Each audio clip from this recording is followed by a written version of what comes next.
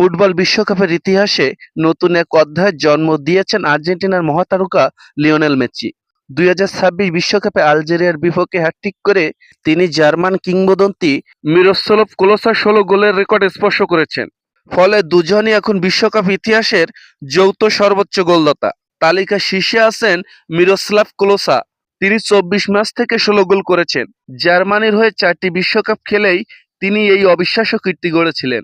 আর আর্জেন্টিনার Lionel Messi ৬টি বিশ্বকাপ মিলিয়ে ২৭ ম্যাচে ১৬ গোল করেই সেই রেকর্ডে ভাগ বসিয়েছেন। দ্বিতীয় স্থানে রয়েছেন ব্রাজিলের কিংবদন্তি রোনাল্ডো নাজারিও।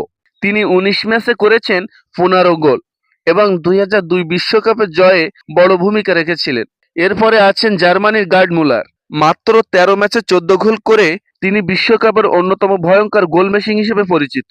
চতুর্থ স্থানে রয়েছেন ফ্রান্সের কিলিয়ান এমবাপ্পে। বর্তমানে তার গোল সংখ্যা ১৪টি আর ম্যাচ খেলেছেন মাত্র ১৫টি।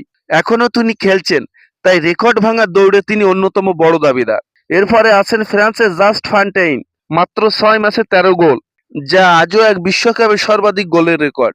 আর ব্রাজিলের ফুটবল সম্রাট পেলে ১৪ ম্যাচে করেছেন ১২ গোল। বিশ্বকাপের ইতিহাসে এই কিংবদন্তিরা শুধু গোলই করেননি, ফুটবলকে দিয়েছেন অমর সব স্মৃতি। আর এখন পুরো বিশ্বের অপেক্ষা, মেসি কি এককভাবে বিশ্বকাপের সর্বোচ্চ গোলদাতার সিংহাসন দখল করতে পারবেন? দর্শক, আপনাদের কি মনে হয়? আপনাদের মূল্যবান মতামতটি অবশ্যই আমাদের কমেন্ট করে জানাতে পারেন। ভালো থাকবেন, ধন্যবাদ।